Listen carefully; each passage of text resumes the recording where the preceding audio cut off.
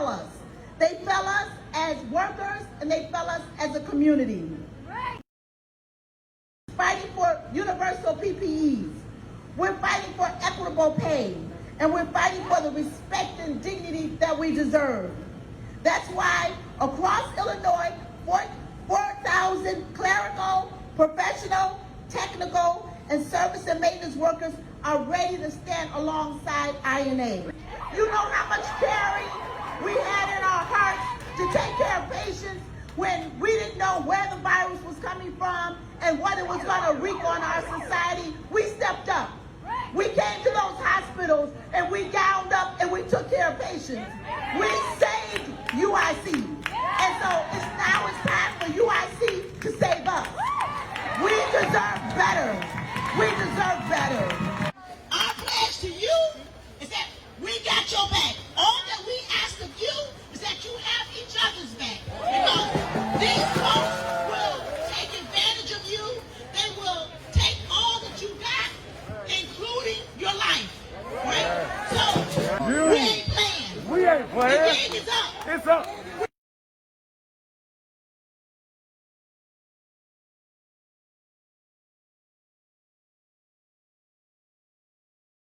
For 15 months, we have sat at the bargaining table.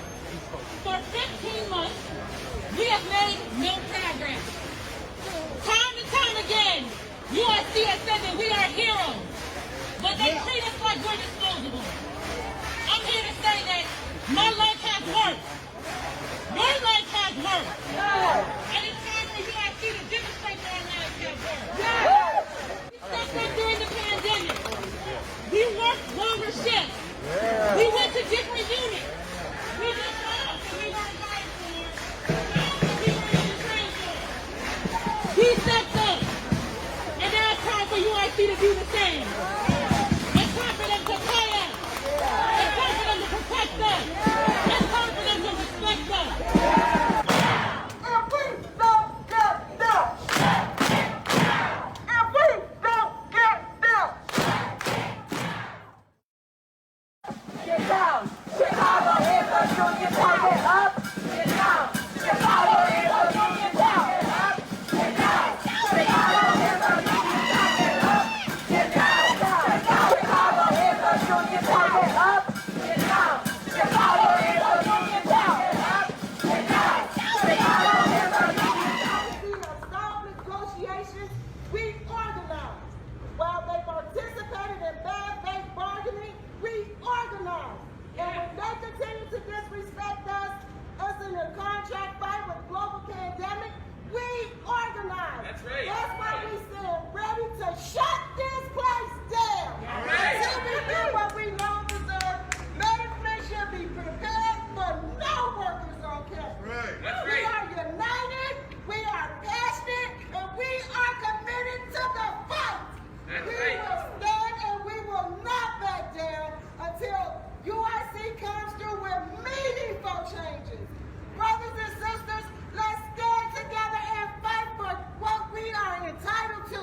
We want justice and we will not stop fighting till we get it. That's right. Let's stand strong and let's win. Who are we? 73. Who are we? 73.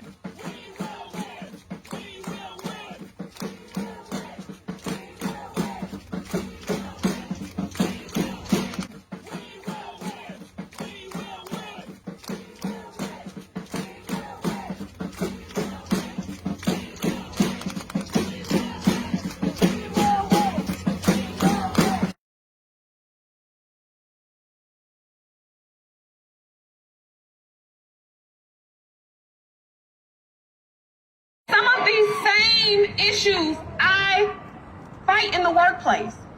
Wages, protection, safety. These are the same things that I'm fighting at UIC for, that I fight for in my community. Because it starts now with CPAC. And once we get this in place, those same things could be transferred over to these larger institutions and these larger facilities so that we can have fair rights for everybody. We're in the biggest strike of the pandemic. This is huge. It's a historic strike because they are striking for Black lives too. This is what our struggle is about, and this is why we must have unconditional solidarity with each other.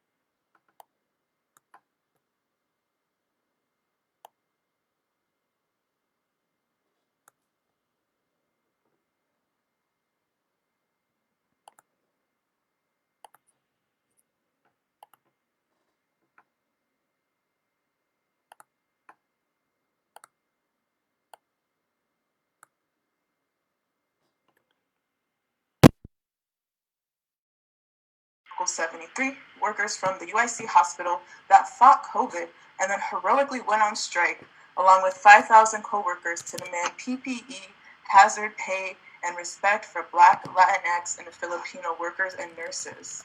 In Chicago, we're involved with the Chicago Alliance, of course, in the CTU, Black Lives Matter, in the Teamsters Union, in the Arab community, in the student movement, and the anti-war and international solidarity movement. So just a few things for you all tuning in at home. First, share the live stream. In fact, I invite you to do it right now as I'm speaking. Press the share button. We want to make sure that people from all corners of cyberspace can see this stream. And this event is also a fundraiser, so be sure to donate. The URL is tinyurl.com/PPLTHX2020, or click the link in the chat. And there's also a link in the chat for you to fill out a sign-in sheet.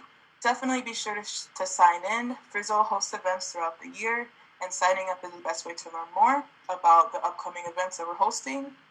And finally, tweet about us. We love to be featured on Twitter. Tweet about the People's Thanksgiving using hashtag People's Thanksgiving 2020. Thank you. We also wanted to note this evening what is the People's Thanksgiving and our purpose for being here tonight. And so this event is not about celebrating Thanksgiving. Thanksgiving tells a myth to cover up the genocide, displacement, and enslavement and death of indigenous people at the hands of European settlers. We want to be firm that we do not celebrate colonialism. We reject the Thanksgiving myth, and we acknowledge the atrocities committed towards indigenous people and stand in full solidarity with their struggles. This event is about honoring the freedom fighters who are also fighting against colonialism, imperialism, white supremacy, and capitalism. All of our award winners have won games for working class. And we have so many great activists and fighters for the people here tonight. and we are excited to get this program started.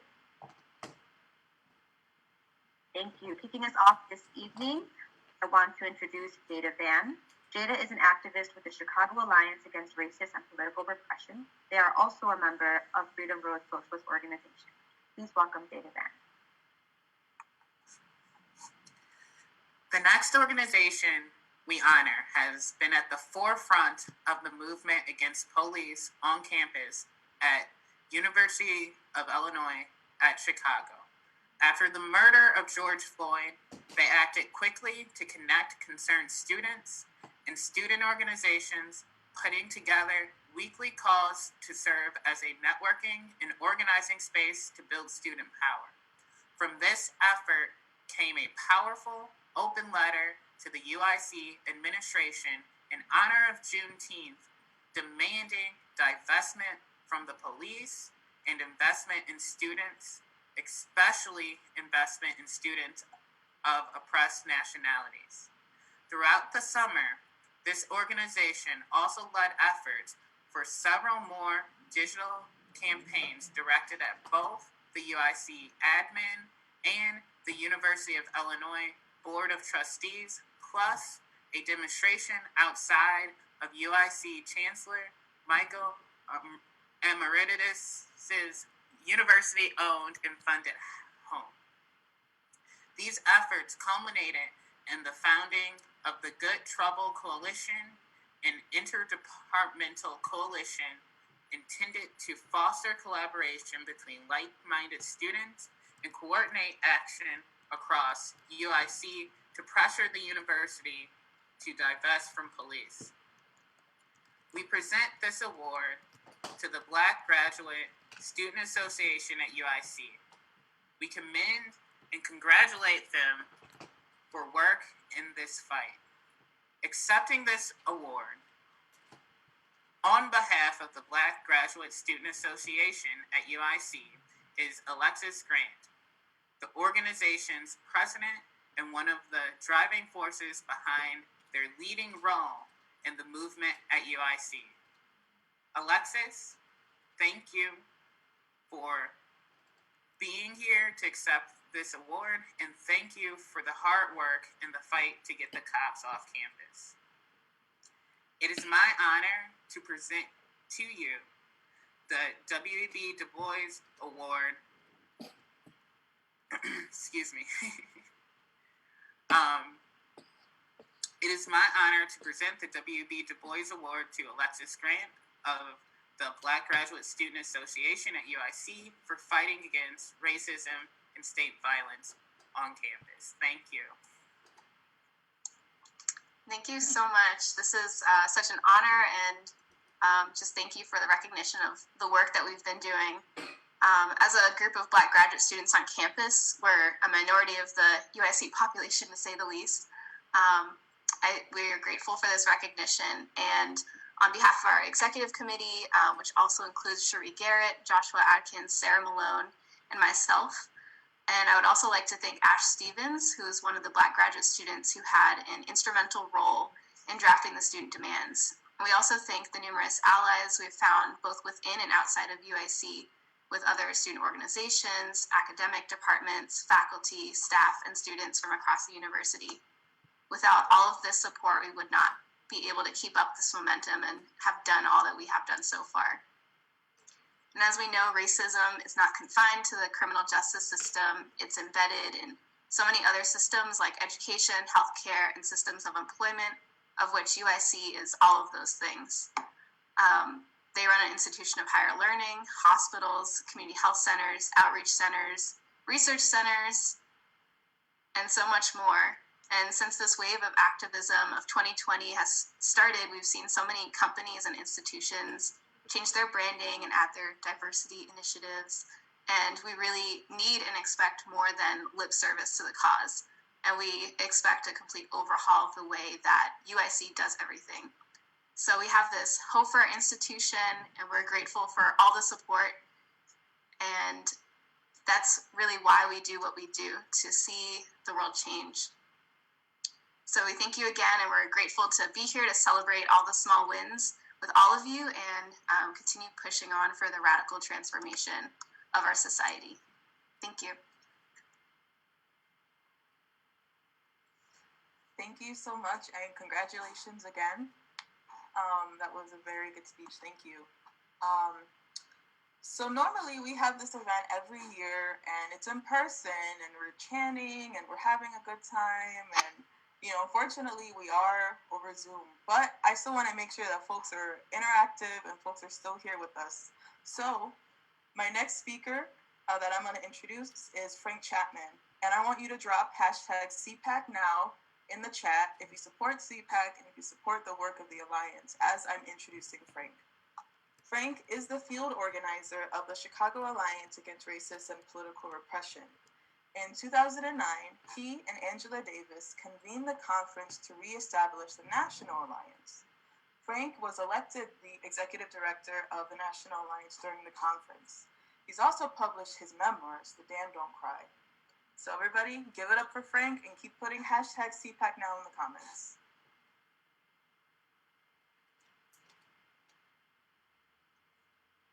All right, good evening, everybody. My pleasure and honor to be here. Also my honor to present the Emma Tenayuka Award to Emma Lozano for her outstanding leadership in the Chicano community. Emma has headed up the Central Sin Fronteras organization since 1987. She's the sister of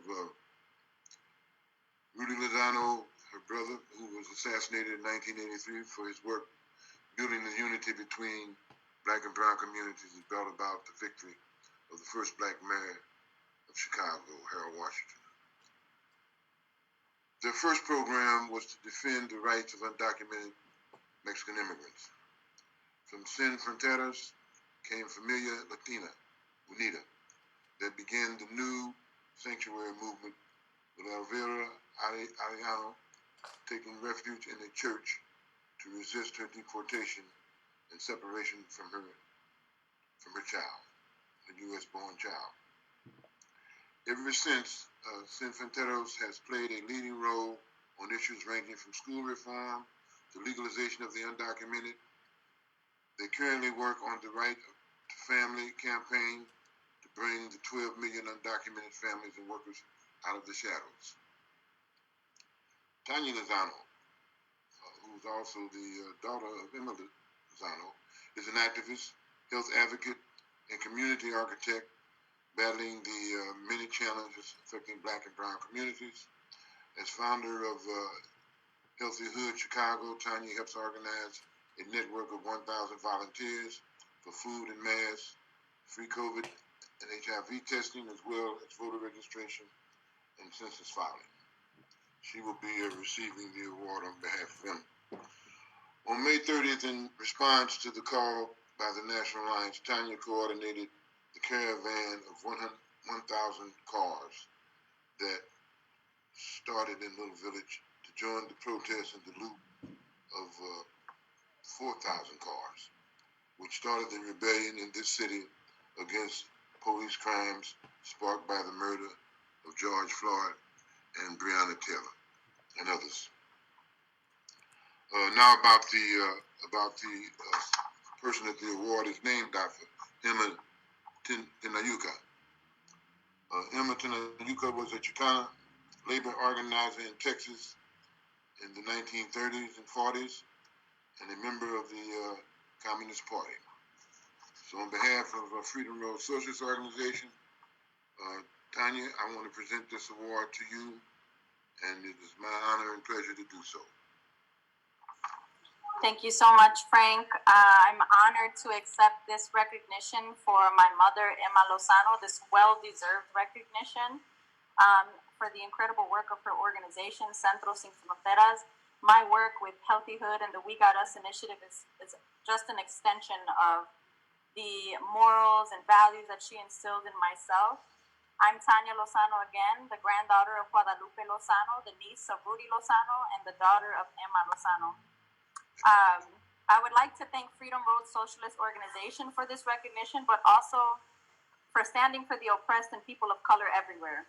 We believe that it is the Freedom Road Socialist Organization and the National Alliance Against Racist and Political Repression that must put forth the freedom charter we need that unites the Black and Brown, Indigenous, and Asian community, the communities of color that make up the new majority.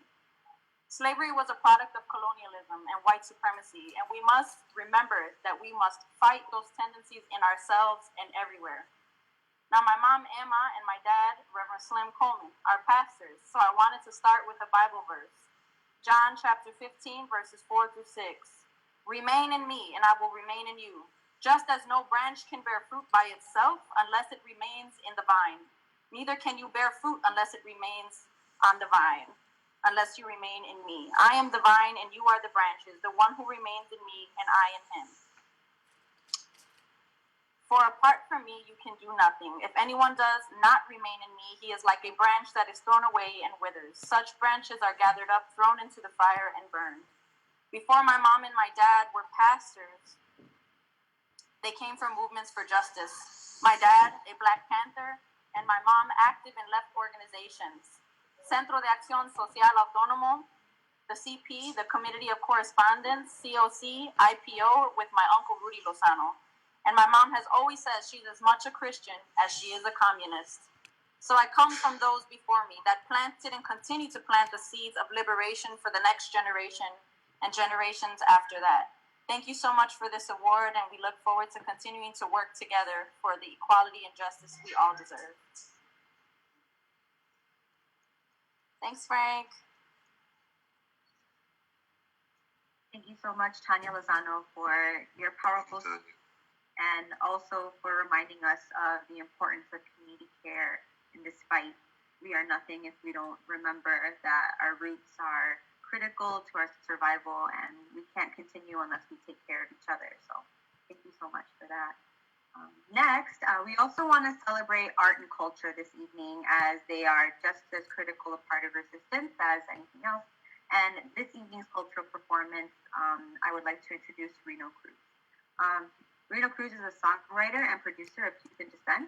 He works closely with a wide variety of artists in Chicago's DIY music community and is committed to harnessing the power of music for personal and communal healing. Please welcome Reno Cruz. Hello, everybody. Thank you very much for having me. I first wanted to say I'm very inspired by watching everybody. I've been to a few of these events pre-COVID, and it's just cool to see people doing real work in our community be celebrated. I hope I can offer something that feels healing and you know, that promotes some kind of good feeling for everybody here, because I know it's been a hard year. This first song is inspired by bossa nova, which is the music that arose out of Brazil in the mid-20th century, and it's about you know, kind of the power of love and the power that love has to inspire us and to, you know, get us out of bed every morning, because you know we're all in this together. So here goes.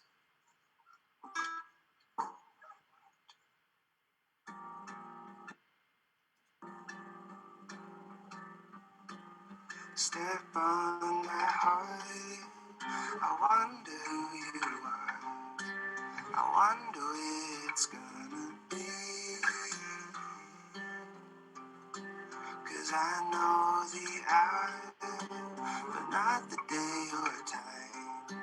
I wonder if you would be mine, not to keep.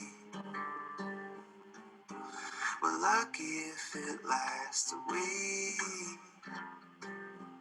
I will give you the very greatest part of me.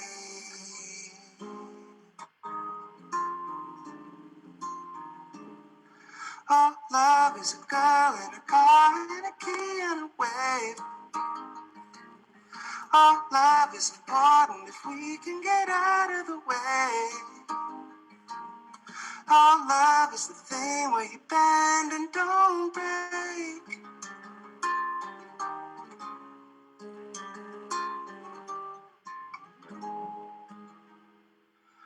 Why not tonight?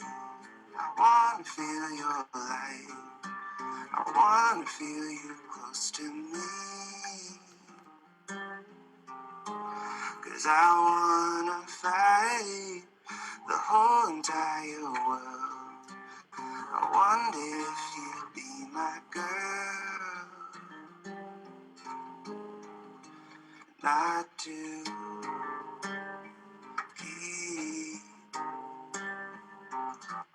We're lucky if it lasts a week. I will give you the very greatest part of me.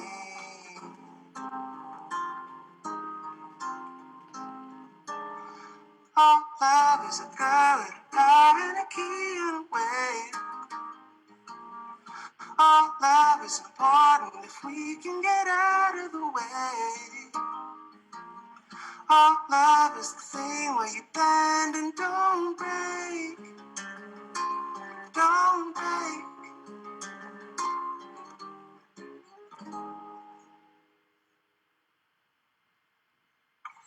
Thank you very much.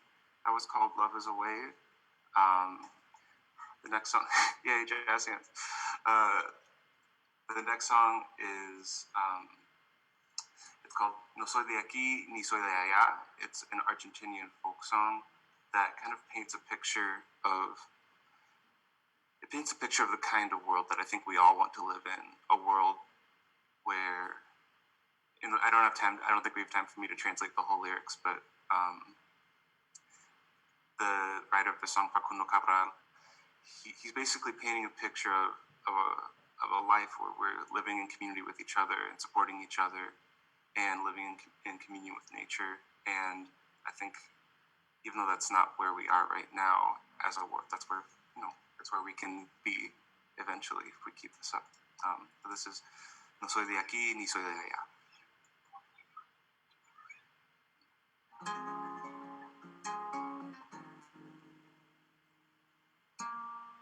Me gusta el sol,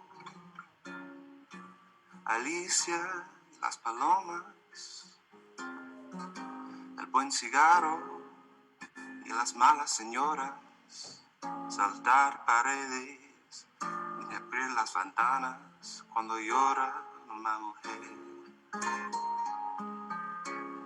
Me gusta el vino tanto como las flores y los conejos, pero no los tractores, el pan casero y la voz de Dolores y mojándome en los pies. No soy de aquí, ni soy de allá, no tengo edad ni porvenir, y ser feliz es mi kilo de identidad. No soy de aquí, ni soy de allá, no tengo edad ni porvenir, y ser feliz es mi color de identidad. Me gusta estar tirado siempre y la arena, en bicicleta perseguir la manuela, todo el tiempo para ver las estrellas con la María Trial. No soy de aquí, ni soy de allá, no tengo edad ni porvenir, y ser feliz es mi color de identidad. No soy de aquí, ni soy de allá, no tengo edad ni porvenir, Y ser feliz es el calor de identidad.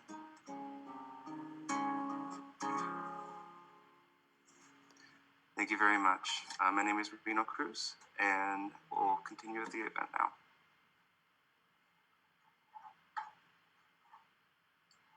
Thank you so much, Reno. That was amazing. Thank you for your performance. So up next, I have the honor of introducing Aislinn Pulley, a woman who frankly needs no introduction, but I'm going to do it anyway. Aislinn Pulley is a leading activist with Black Lives Matter Chicago. She is also co-director of the Chicago Torture Justice Center. Chicago Magazine, appropriately, named her one of 2020's 6 Chicagoans of the Year, the organizer, for her role in the rebellion. Give it up, everybody, for Aislinn. Hi, thank you, Jazz.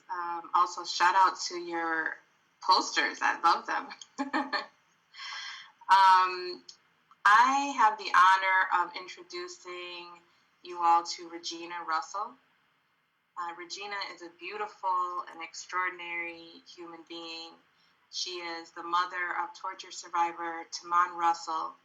She is a union organizer with SEIU and is also co-chair of the Chicago Alliance Against Racist and Political Repression. She has been a leader, a champion, and a warrior for many years, and especially this year. Through her advocacy for her son, including writing a fantastic article in Truth Out detailing the horrors of COVID for all incarcerated people, including medically vulnerable people like her son, Regina has led the movement in making connections between calls to defund the police and linking that with the demand to defund the carceral system as a whole. She has been a constant presence demanding the urgent need to release all torture survivors now, especially all medically vulnerable people from all prisons, jails, detention centers. Regina's son, Taman, has been incarcerated for over 19 years and was tortured by officers who trained under John Burge. Her son is medically vulnerable. I ask viewers right now who may be unfamiliar with his case to go to truthout.com after this and search Regina Russell to read her article. Regina is receiving the Harry Hayward Award on behalf of the Chicago Alliance for their historic work this year. This summer, one of the largest uprisings, and many have said the largest uprising in history, occurred with over 26 million people taking part in protest against the continued extrajudicial murders, torture, and brutality experienced by Black people in this country at the hands of police, as well as all of the apparatuses that conspired to uphold white supremacy. But specifically, the Alliance successfully organized over 100,000 people who took to the streets in the Midwest this summer. This was kicked off by the National Day of Action, which was called for and occurred on May 30th. This was after months of the Alliance leading regular car caravans in protest demanding the immediate release of all incarcerated people due to COVID.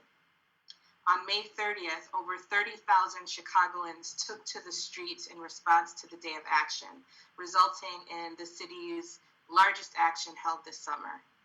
And this included Chicago's largest car caravan to date, which had over 5,000 cars in participation. The work of the Alliance, with Regina's leadership, has resulted in Chicago helping to lead the country by having some of the largest actions in response to the continued crisis of policing and police murders of Black people. And this was then sustained over a period of 5 weeks, where we had regular protests in all areas of the city, and in particular of note is areas of the city that were very commonly and are commonly known as racist havens, actually took part in actions. In Harry Haywood's speech in 1977, he said, "We had seen that the Black liberation struggle would be, as it had always been, a spark, a catalyst, pushing forward the whole working class and the people's struggle in the U.S., far from simply being a struggle for reforms, as the revisionists claimed." And we see this as evidenced in the work of Regina and the work of the Chicago Alliance this year, by taking a leading role in the movement for Black liberation through calls for Free Them All, for CPAC Now, and an end to violent, racist, white supremacist actions. It is my great honor to present the Harry Hayward Award to Regina Russell. Thank you, Aislinn. That was wonderful. Thank you for that introduction. First of all, I would like to thank the Freedom Road Socialist Organization on behalf of Chicago Alliance Against Racism and Political Oppression for this award. This organization has been fighting since 1973 for justice for Black and Brown people, and was formed out of the campaign to free Angela Davis and all political prisoners. The Alliance demands the justice system to free all incarcerated people who were tortured by the police or wrongly convicted. I know this because my son, Tamon Russell, was wrongly convicted 20 years ago for a crime he did not commit. The police ignored my statement that Tamon was home when the shooting occurred and that they falsely accused him of. They had no physical evidence linking him to the crime. No weapon was found. The car identified in the shooting was never found. They convicted him on the word of two unreliable witnesses who said Tamon was driving the car and shooting at them. The sergeant that signed off that night on his arrest was Raymond Madigan, a part of the Burge gang of torturers. That's why I believe in passing CPAC, we had a community control of the police. Black and brown people would hold the police accountable for the crimes against Black and brown people. We would have the power to decide who polices our community and how they are policed. Stand with us shoulder to shoulder. We can make a difference if we are not faint of heart. Thank you very much.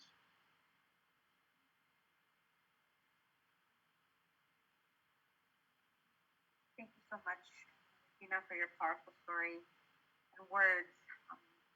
We stand in solidarity with you and in support of Regina. For those of us watching, if you could write hashtag CPACNow in the chat, we would greatly appreciate that. Another reminder before we continue with our program, please make sure to mention us on Twitter if you are watching using hashtag People's Thanksgiving 2020. Don't forget that this is a fundraiser event. You can use the link in the chat to donate or the link right up above, www.tinyurl.com/PPLTHX2020. There's also a sign-in sheet circulating in the chat. If you could take a moment and fill that out, that would be wonderful.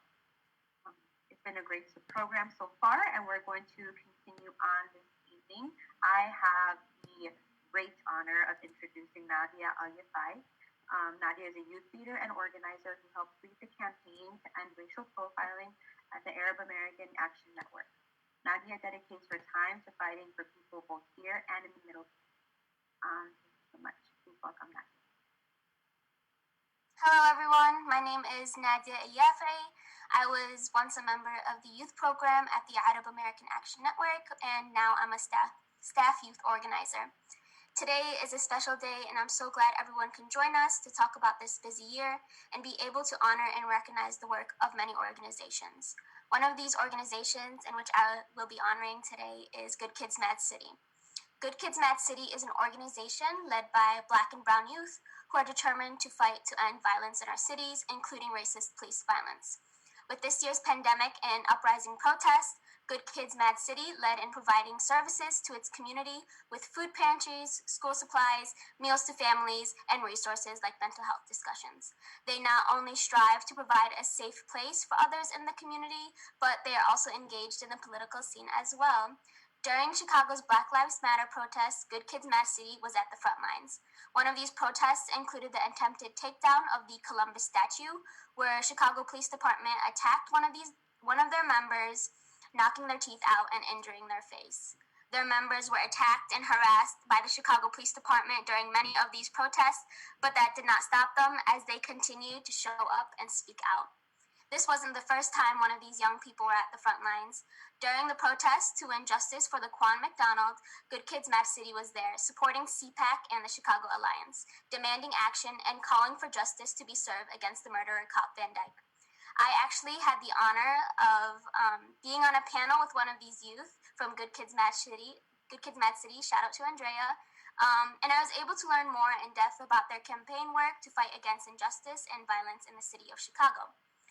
The importance of youth organizations such as Good Kids Mad City is that their campaigns were created because the youth realized that they were directly impacted and targeted by law enforcement and these racist institutions that are put in place to oppress us.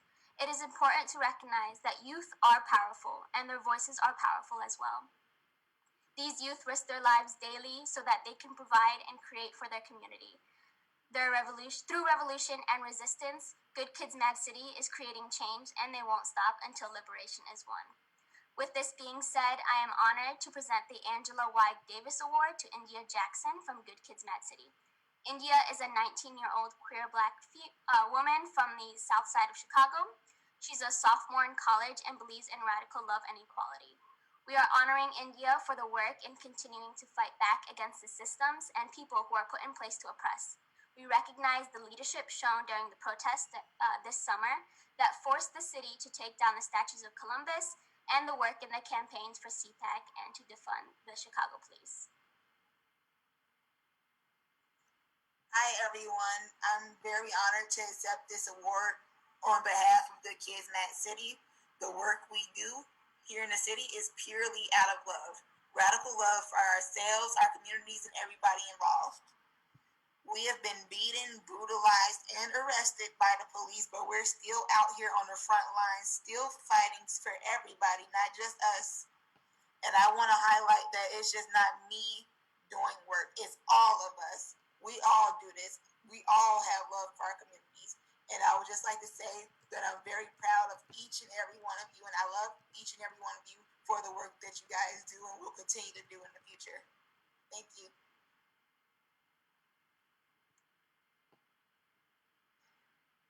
Thank you so much, India. Definitely huge shout out to Good Kids Mad City. I love Good Kids Mad City. Shout out to y'all. Keep up the amazing work. Before I introduce our next speaker, I want to get some more interactions going in the chat. I know people in Chicago are all about their neighborhood, all about where they're from. So I want to see where people are from. So just drop your neighborhood. Albany Park, I'm going to go run in the chat and drop my neighborhood in there. But just drop where you're from. We want to know where people are tuning in from. And if you're not in Chicago, definitely let us know where you're watching from. So up next, we have some more culture. I'm going to introduce Anna McLogan. Anna is a member of the Chicago Alliance Against Racist and Political Repression and Freedom Road Socialist Organization. They're a library worker, a grocery worker, and a poet. They don't have any written work to sell at the moment. Everybody give it up for Anna. Hey everyone, I'm going to be reading you some poems today. I always like to say before I read some poetry, if you like poetry, you're going to like this. If you don't like poetry, it's a good time for a bathroom break. It's going to be like 5 minutes, so go ahead and take that if that's what you want to do. So I'm going to start off with some poems. Some of these, a couple you might have heard before because I've read them at events in the past, but I hope you get something new out of them. What the rich can look forward to in the future is embracing the quiet dignity of a compost pile. When they learn to hold this, I will learn to set my malice down. I do not hate for who they are, but what they do.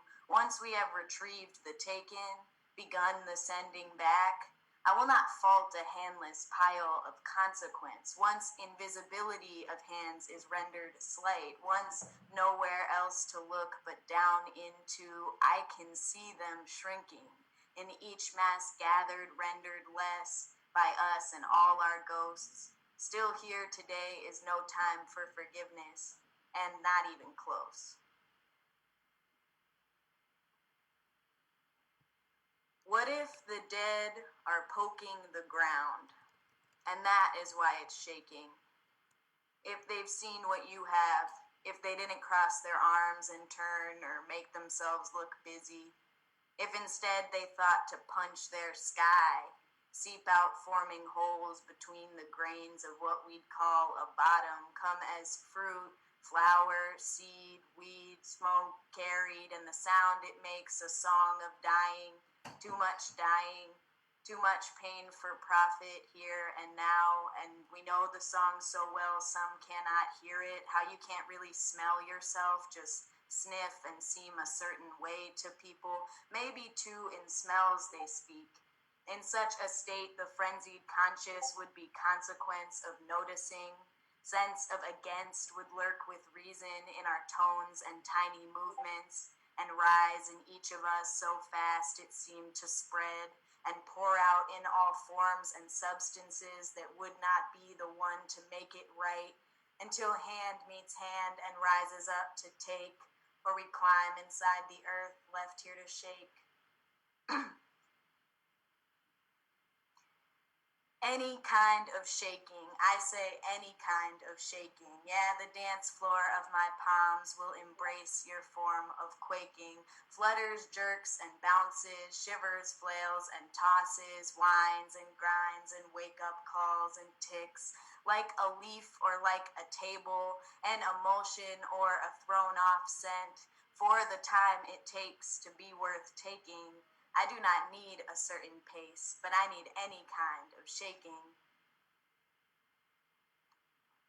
This next one's about urgency. We do not have time. It has been taken. We do not have time. It's being stored. We do not have time. Nobody has it, but there is somebody standing at the door. We do not have time. I want it back.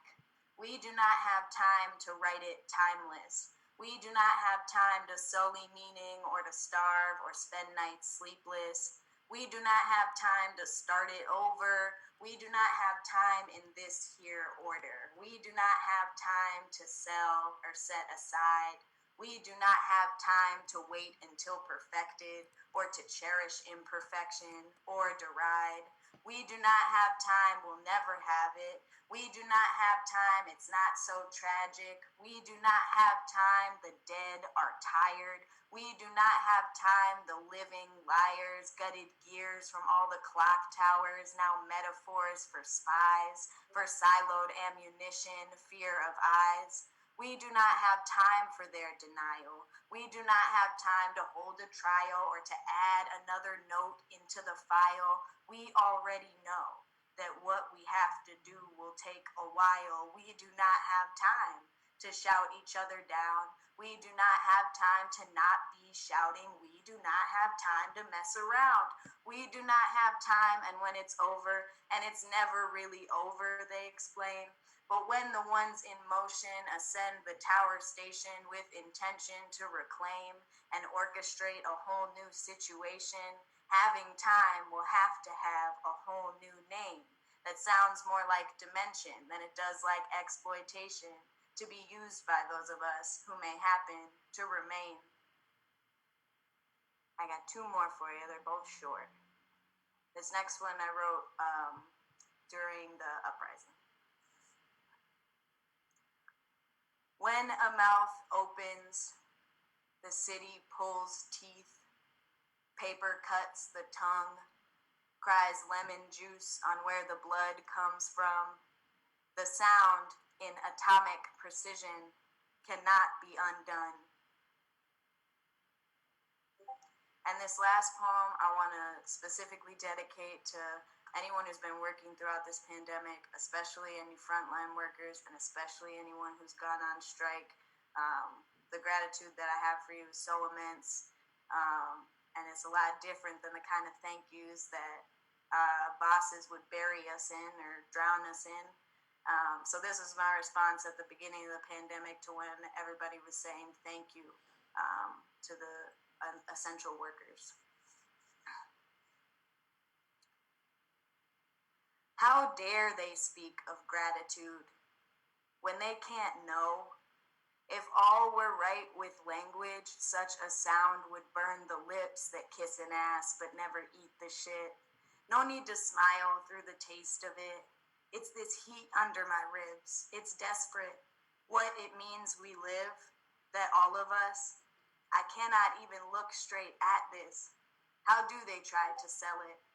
And who am I speaking to? All I mean is thank you.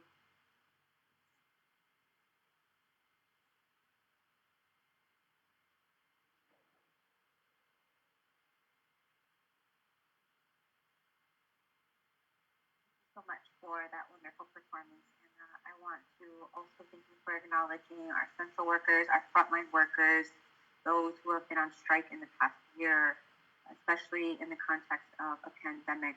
Those actions are even more powerful. And thank you for sharing your art as an act of resistance. We appreciate it very much. So we're gonna keep our program moving this evening. I want to introduce Kobe Guillory. Kobe is a co-chair of the Chicago Alliance Against Racist and Political Repression. Kobe was on the front line on May 30th, standing up to the violence of CPD at Trump Tower.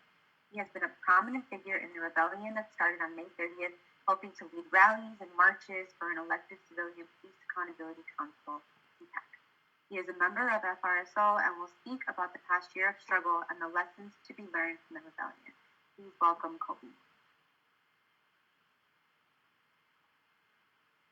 Hello. So, Vladimir Lenin said that there are decades when nothing happens and there are weeks when decades happen. By that math, 2020 has been centuries long. It's been a year of crisis and uprising, a year in which it became clear that U.S. imperialism has been dying for a long time, both internationally and domestically.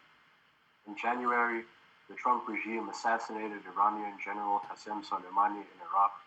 Soleimani was a leader in the fight against ISIS, and his death sparked protests of hundreds of thousands across the Middle East, as well as solidarity demonstrations here in the U.S. Here in Chicago, over 1,000 people marched through downtown and nearly took Lakeshore Drive while being physically attacked by CPD. America committed this war crime to reassert itself as the world police, and the masses internationally responded by calling for an end to the U.S. presence in the Middle East. This year has also seen continued struggle against U.S.-backed regimes. Palestinians have continued to demand freedom from Israeli occupation, and millions across the world have boycotted and called for divestment and sanctions against the apartheid state of Israel. Our Kasamas from the Philippines are demanding an end to the terror law imposed by the fascist Duterte, as well as an end to U.S. military support of the Duterte regime. Recently, the people of Bolivia voted to oust the fascist, anti-indigenous government that came into power through a U.S.-backed coup last year in November. Around the world, in Puerto Rico, Chile, Iraq, Colombia, Somalia, and many others, U.S. imperialism is falling. The weakness of the U.S. has been proved beyond a shadow of a doubt by the COVID-19 pandemic. While other countries such as China, Vietnam, and Cuba enacted lockdowns, built hospitals, and ensured that their people had the resources to stay home, America bailed out corporations while giving nearly nothing to the people. The profit-centered response from the government has resulted in over 250,000 coronavirus deaths in the U.S., compared to less than 5,000 deaths in China where the virus was first identified.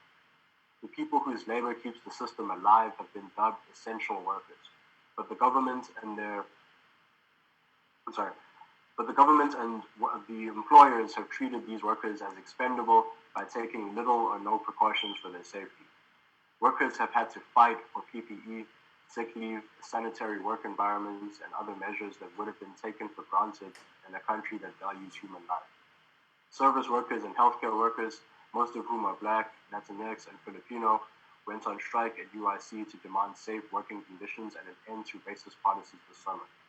CTU threatened to strike if the city opened schools with in-person teaching, a strategy which would have failed due to the city's complete lack of preparation toward making sure that schools didn't become COVID hotspots. In a country that doesn't care about us, workers have used strikes and other actions to take care of each other. It's no surprise that the virus has hit Black, Latinx, and indigenous communities the hardest. Nationally oppressed people are the most likely to be essential workers and least likely to have access to quality medical care. So of course, Black, Latinx, and indigenous people are dying of COVID at nearly 3 times the rate of whites. Decades of neoliberal disinvestment from Black communities has resulted in the closure of dozens of hospitals and clinics on the south and west sides of Chicago. The systemic racism of America has turned the virus into a weapon of white supremacy. This is especially clear in jails, prisons, and immigration detention centers, which have always been hazardous to the health of the people imprisoned there. Mass incarceration is a decades-old tool of oppression against Black communities. Police have used torture and frame-up tactics to convict political prisoners like Assata Shakur, Jalil Muntakim, and Leonard Peltier, and later used those same methods against people like Gerald Reed, Taman Russell, the Hernandez brothers, and hundreds of known survivors. The fight to free political prisoners, torture survivors, and the wrongfully convicted has been ramped up this year because of the coronavirus. It is impossible to maintain social distance in a cage, especially when prison guards spread the virus and wardens deny the prisoners PPE, sanitation, and basic necessities like clean water. Early on in the pandemic, thousands of people joined car caravans and virtual actions around the demand to free them all. And when we say free them all, we do indeed mean free them all. Those who have been kidnapped and locked up in prisons, jails, and immigration detention centers need to be set free. And those of us on the outside must continue to mobilize in greater and greater numbers until that happens. Killings by police and other racists with guns are another feature of American racism.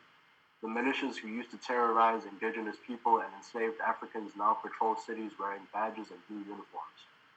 After the murders of George Floyd in Minnesota and Breonna Taylor in Kentucky, millions of people took to the streets in all 50 states and around the world to fight for an end to police terror. Legalized lynchings have been a police practice since police have existed in the U.S., so every city has George Floyd's and Breonna Taylor's. In Chicago, Rekia Boyd, Pierre Laurie, Ronnie Man Johnson, Flint Farmer, and so many others were killed by CPD and denied justice. The uprising came out of the rage of people who have been exploited, dehumanized, and terrorized for centuries. Local and federal police across the country responded to protests with tear gas, beatings, and mass arrest. More and more people have learned that the police are enemies of the lives and well-being of Black people, which is why the demands of the Black Led Rebellion have mainly focused on the police. Two demands in particular, the demand for community control of the police and the demand to defund the police, have taken center stage. Calls to defund the police come from the recognition of what decades of neoliberal policies, which means defunding everything except police and prisons, has done to Black communities. We need schools, we need hospitals, we need homes, we need food, we do not need police. Both capitalist parties oppose defunding the police because police protect and serve capitalists and their property. Some local governments have bent to mass pressure and taken tiny amounts from their police budgets or made empty promises about police reform. These promises or reforms have been walked back in less than a year because capitalists only make concessions to maintain power. They don't actually mean it when they say that they're going to give us these things that we demand. So in order to see the changes we want and to make those changes permanent, we need to take power away from capitalists. That's why we link the demand to defund the police to the demand for community control of the police. If we want police to stop killing us, we need to take control of their budget and policies. We need to be the ones to defund the police. We, the people, need to hold police accountable and work towards a world without police. No politicians will make the changes that we need to see. Last month's election, particularly the removal of Donald Trump, showed the results of the rebellion. Record high voter turnout showed that people are more politically engaged than they have been in a long time. But the lack of a party representing the interests of the working class meant that this election was a choice between covert racism and overt racism. Black organizers overcame systemic voter suppression to remove Trump, and the Democratic Party has shown its gratitude by blaming its poor election results on the Black liberation movement. Calls to defund the police don't alienate people from the movement, but police impunity and neoliberal policies are alienating people from the Democratic Party. As we move into the Biden administration with potential cabinet picks like Rahm Emanuel, who closed dozens of schools and hospitals and covered up the murder of Laquan McDonald, it is clear that the struggle continues. With the worst economic crisis since the Great Depression, tens of millions of unemployed and facing eviction, thousands dying every day of COVID-19, and rampant racist violence from police and fascists emboldened by Trump, The Democrats are committed to helping corporations at the expense of people's lives and well-being. That's why Freedom Road Socialist Organization is committed to building a party for the working class. U.S. monopoly capitalism is dying, but it won't be dead until we kill it. As we honor those who have devoted themselves to the struggle this year, we should also focus on where the struggle needs to go. This year, solidarity has been building between the working class movements and the movements for Black, Latinx, and Indigenous liberation. The ruling class has spent centuries sabotaging solidarity because they know how much of a threat we pose when we fight together. The strategy of Freedom Road is an alliance between the movement of the working class and movements for the liberation of oppressed people. Revolution is the only way forward, and unity of exploited and oppressed people is the only way to win a revolution. So over the coming years, we will continue building and connecting these movements until we're strong enough to overthrow this system and build a socialist society that values people instead of profit. This year has been tough, but the fight will continue because we still have a world to win, and we have nothing to lose but our chains. Thank you.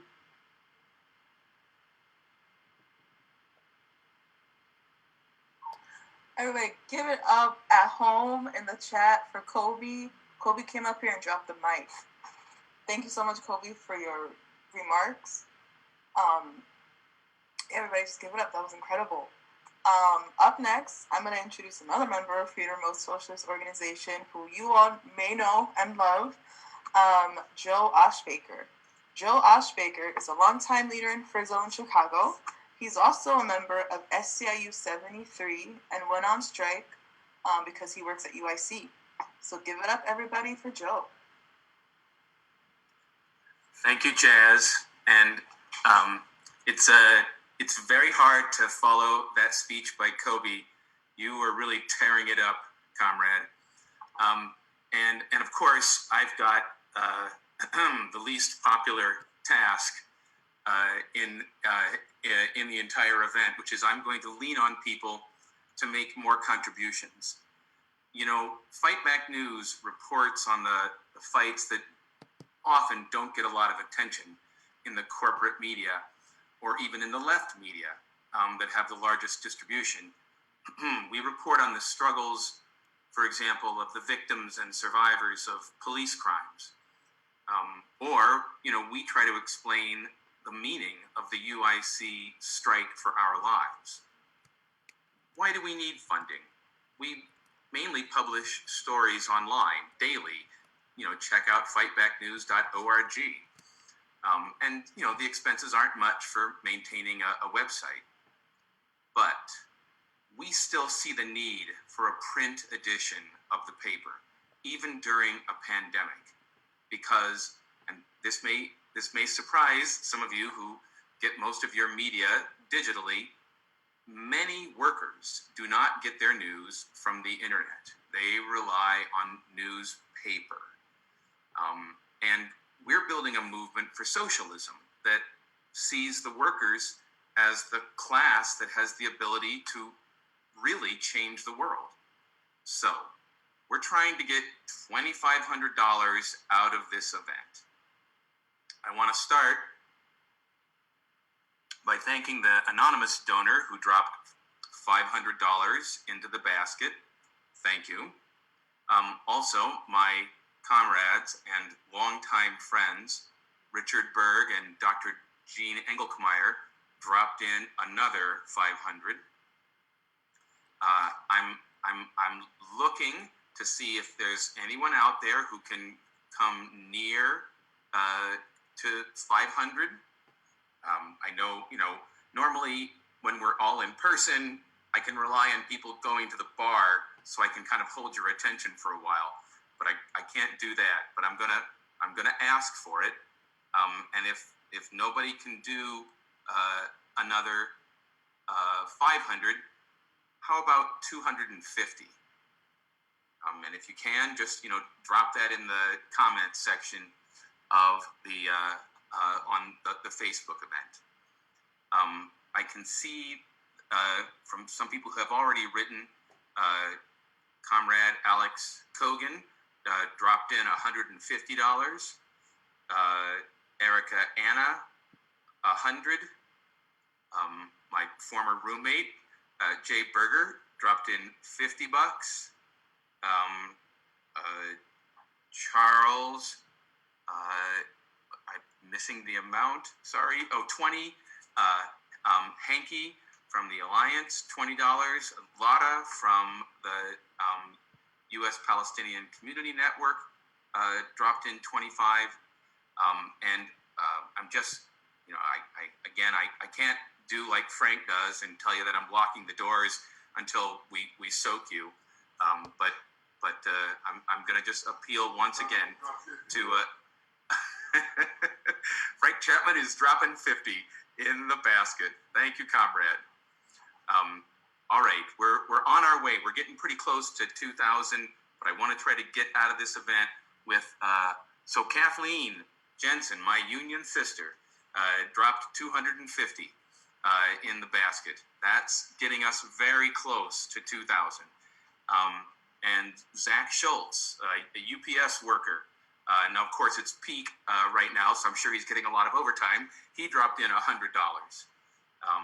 Anybody else who's got a couple of dollars to rub together still, despite COVID, please give what you can, and we'll keep getting the word out to workers and oppressed people. Excellent. We've just topped $2,000 in the fundraising effort. I'm gonna get off the stage, and how do you drop it in the basket? You tell us, and there's a link, and we'll give you the link. My dear sister Diane just asked me. We'll give you the link. We'll send it to you. There it is. There's the GoFundMe. Yes, to access the GoFundMe quickly, just go to tinyurl.com/CLTHX20. And I'm going to get off the stage. Thank you, Val and Jazz and everyone. Thank you so much, Phil. I love seeing the fundraising numbers go up. Please, any contribution is helpful, whether it's $5, $10. I don't have $500, but I most certainly will be putting it to the basket when I can at the moment. All right, so presenting our next award this evening, I would like to introduce Larissa Allegretti. Larissa is the Midwest coordinator of the National Alliance for Filipino Concerns. NAFCON has worked on countless cases of labor trafficking from the Philippines. As a healthcare worker and an organizer, Larissa knows firsthand the social, political, and economic conditions behind such exploitation. Larissa was involved as a key supporter of the nurses at UI Hospital and spoke at the rally on the first day of the strike. Please welcome Larissa. Thank you.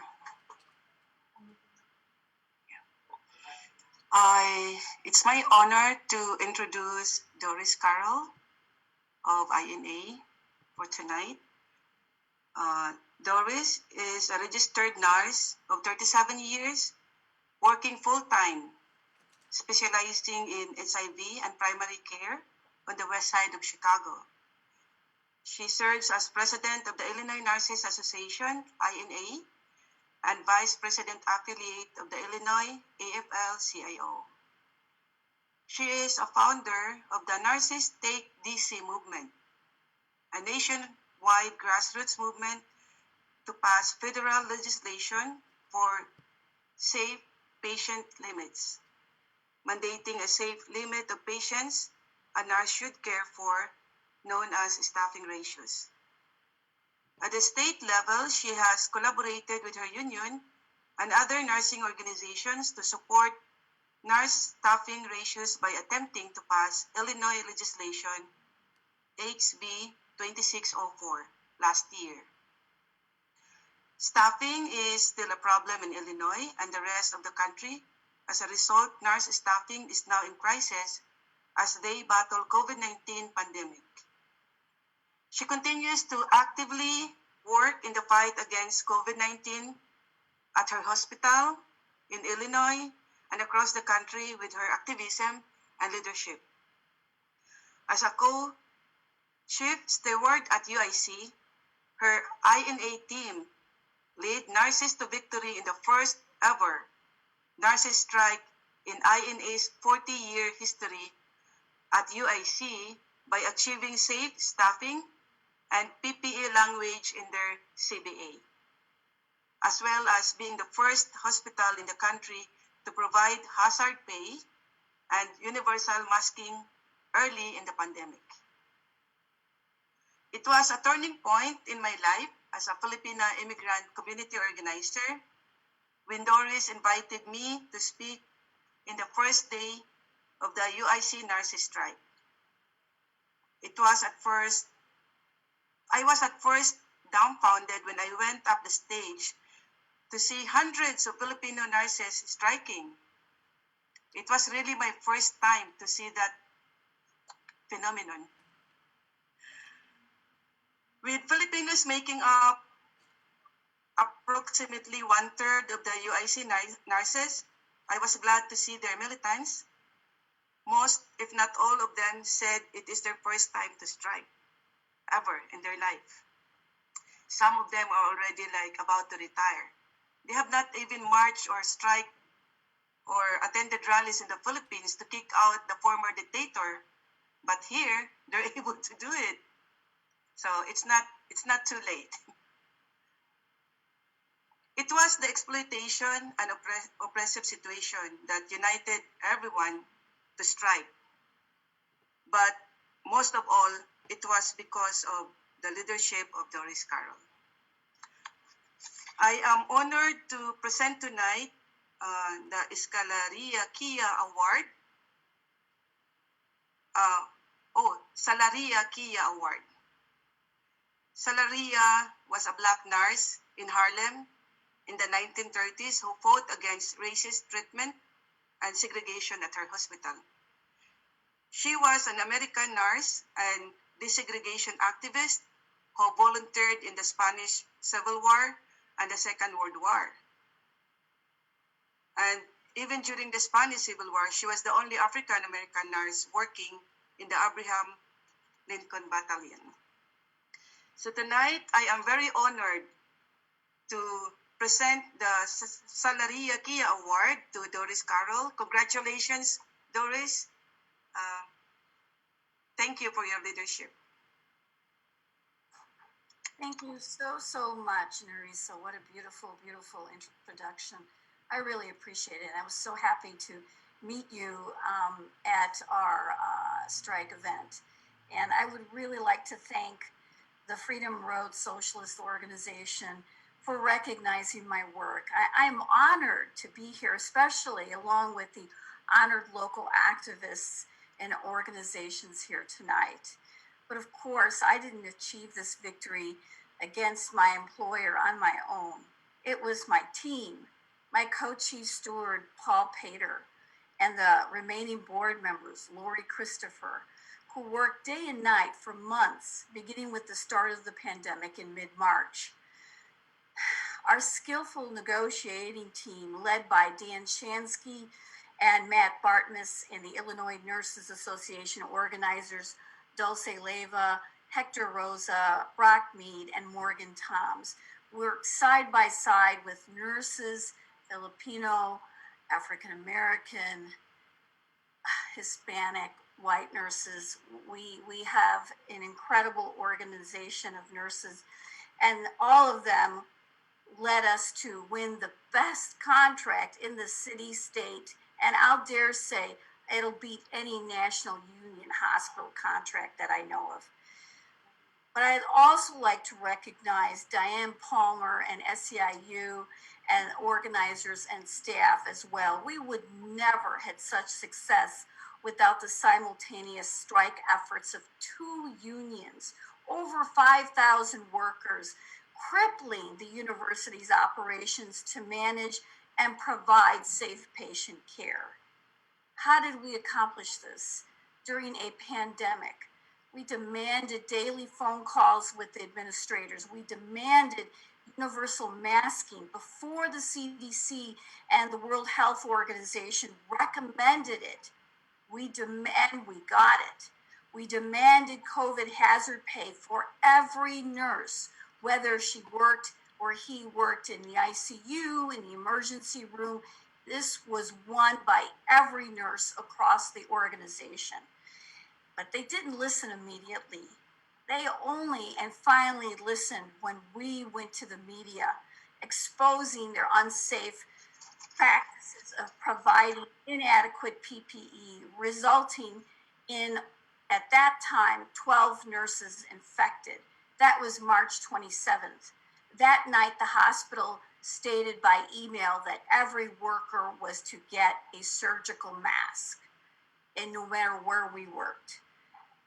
But that wasn't enough, because as more nurses fell ill, many of us were working short, and the risks to caring for our patients became known. And then 2 nurses died, 2 nurses of color, Joyce LeBlanc and Maria Lopez, will be forever remembered. What happened to them shouldn't have ever happened. We demanded hazard pay, and we won that.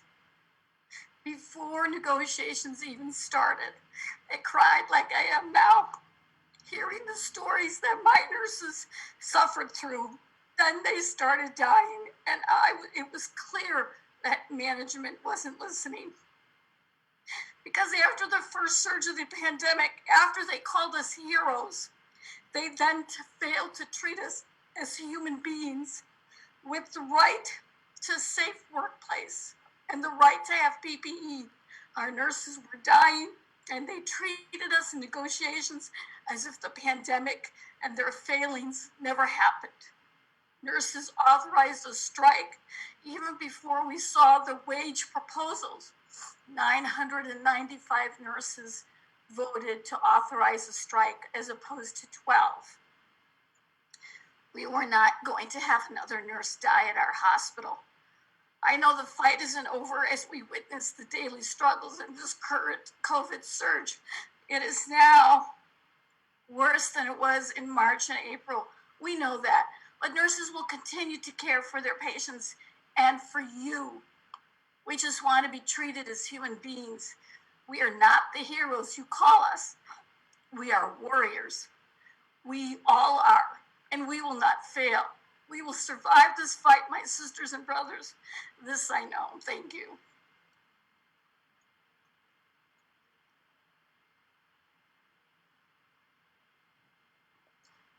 Thank you so much, Doris. We are sending you so much love.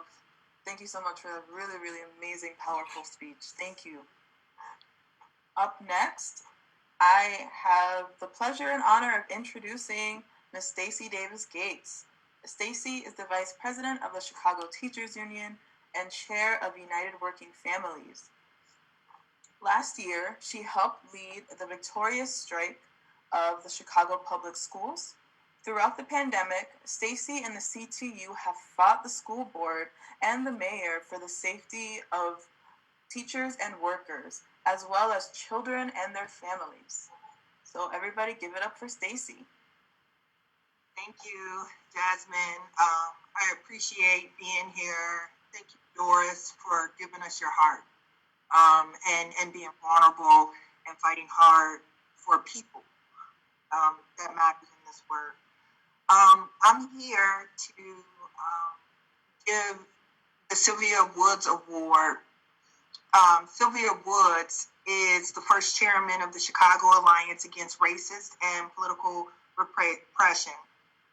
She was also the head of the Chicago Committee to Free Angela Davis, and she was a proud unionist here in Chicago. And it is important to center these awards in the people whose names are on them. And as I start to talk about Diane Palmer, president of SEAU 73, you'll understand why. Diane is relatively new to the Chicago labor space. However, you wouldn't know that because ever since Diane has been here, 73 has been on a picket line. So I would say that Diane is one of the most dynamic, one of the most bold, and one of the most refreshing labor leaders that Chicago has ever witnessed. And I am happy that she's here. But it's not just Diane, right? Because we know that we do need transformative leaders. we do need individuals who are willing to lead in very difficult situations. But it's how they lead. It isn't that Diane is just a Black woman leading. Identity only goes so far. It is the type of Black woman and the values that she's tethered to. So I'll say this, the 2019 strike that CTU was on would not have been as monumental and impactful without Diane. Bottom line.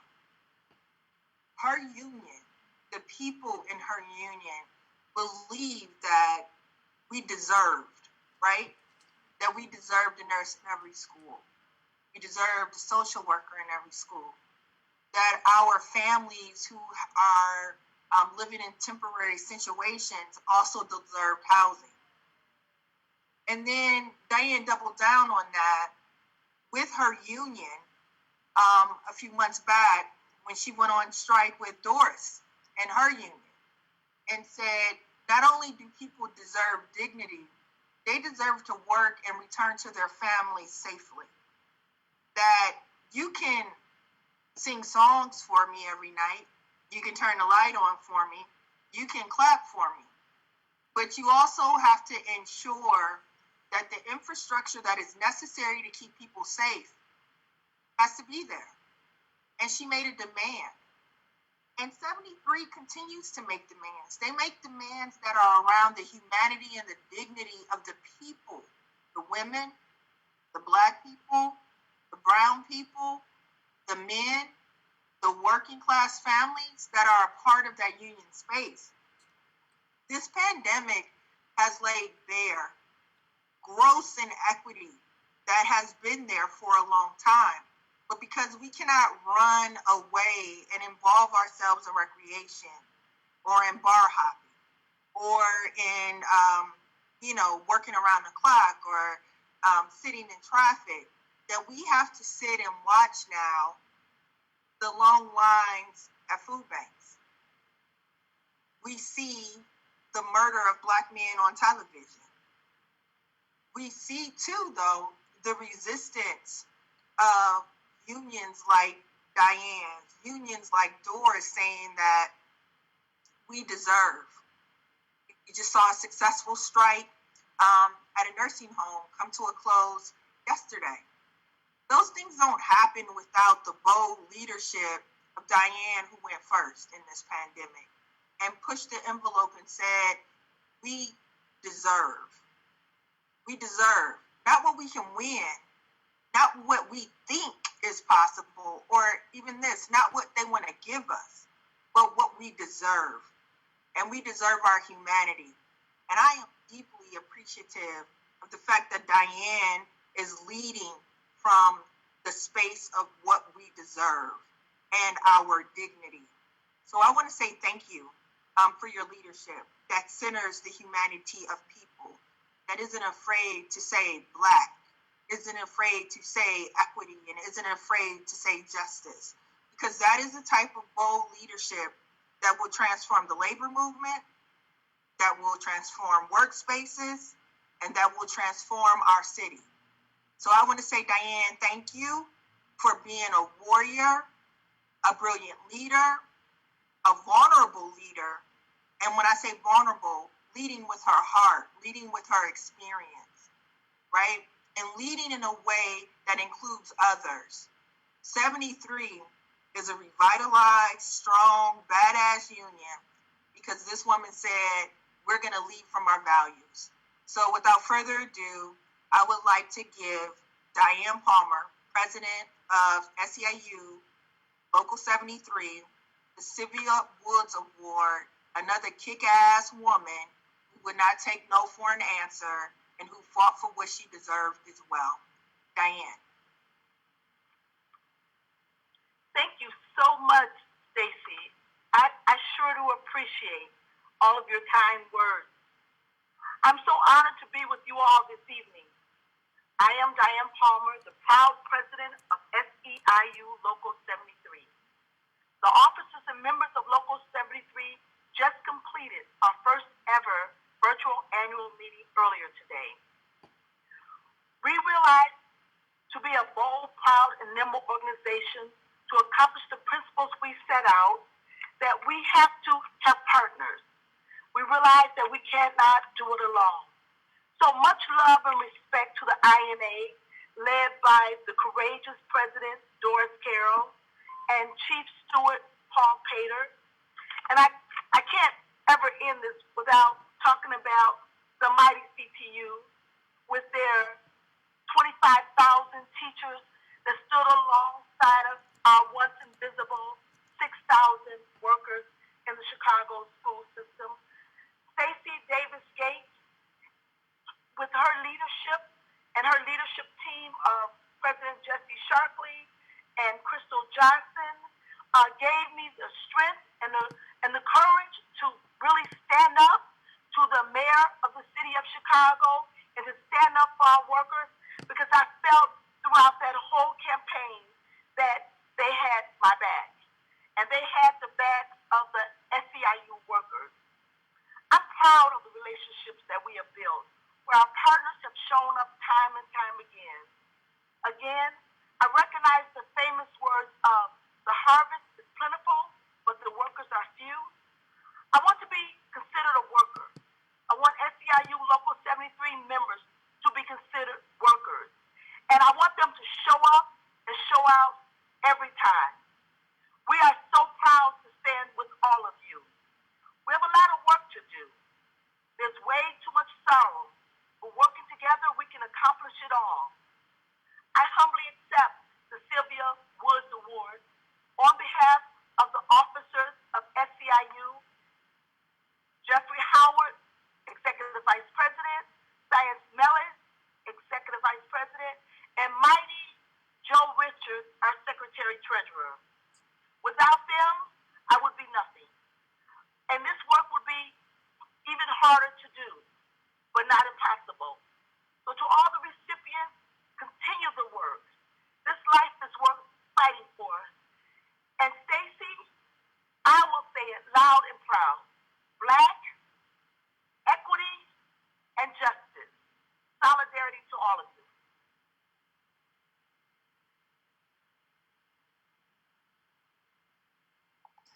Thank you so much, Diane Palmer. Snap, snap, snaps. That was amazing. Diane, every time I hear you speak, I'm always like, snap, snap. Thank you so much for your words, your leadership, and your power.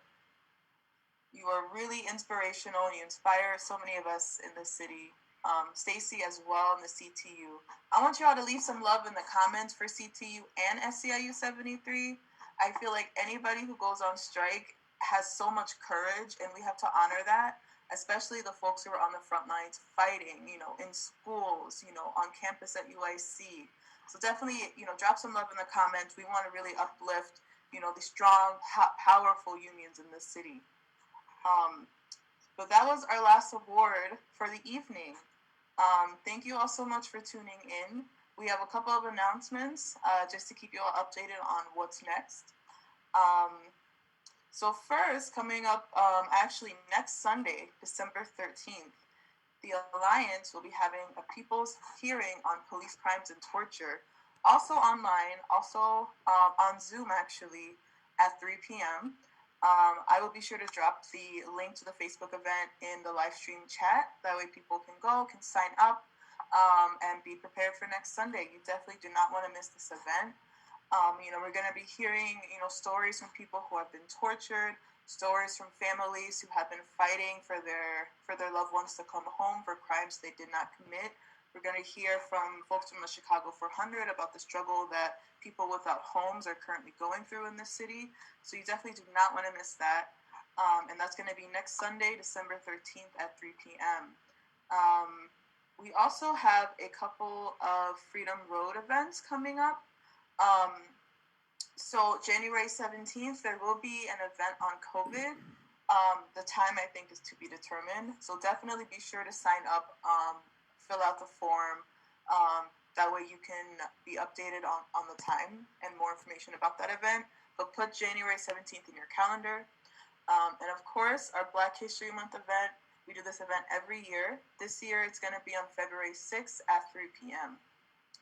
And finally, speaking of workers who have gone on strike, Shout out to the members of SCIU Healthcare Illinois, Indiana for their victorious strike at Infinity Nursing Home. So they had a big victory. Their contract had major gains in wages, pandemic pay, sick days, and PPE. 700 workers went on strike, mostly Black and Latinx women. So definitely shout out to them. Thank you all so much for the work that you do on the front lines. And thank you all so much again for attending. Val, if you want to wrap it up, feel free to take it from here. Absolutely. We do have an exciting announcement of the final tally for our donations this evening. I believe last update this evening we raised $2,740, surpassing our goal. So thank you so much for your generosity and your contributions. Thank you for sharing the space with us this evening and taking the time to honor a lot of these powerful people and their contributions to our movement. Thank you for joining us. We appreciate your time, your energy, your good vibes. Please take care of yourselves during this time. Please take care of others. We are nothing without our community. Thank you.